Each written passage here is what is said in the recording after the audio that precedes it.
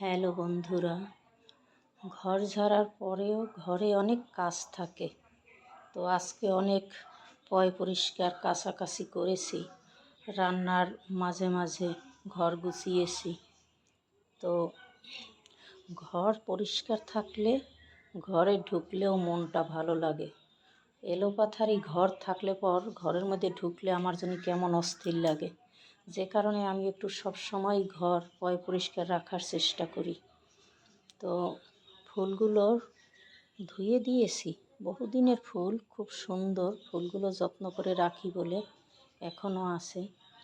তো ধুলো পড়লে মাঝে মাঝে ধুয়ে আবার ফুলদানিতে সাজাই। তো আজকে বের করেছি, এক্সট্রা কতগুলো ফুল ছিল, ছোট ফুলদানিতে বসাবো। এখন দেখি ছোট ফুলদানি ফুলের থেকে ছোট হয়ে গেছে, আসে না। তো পাশে একটা ছিল জারের মধ্যে ফুলগুলো বসিয়ে দেখেছি কেমন লাগে। একটা বড় ফুলদানি কিনতে হবে এই ফুলগুলোর জন্য। এই ফুলগুলো দেখতে এত সুন্দর, যা বলার না।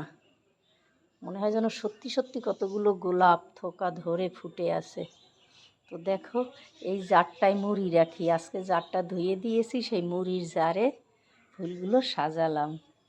ভালোই লাগছে দেখতে। তো কি সুন্দর গোলাপ, বড় বড়। তা আমি ফুলদানিগুলো সাজালাম, তোমাদের কেমন লাগলো আমাকে জানাবা। অসাধারণ লাগছে আমার কাছে।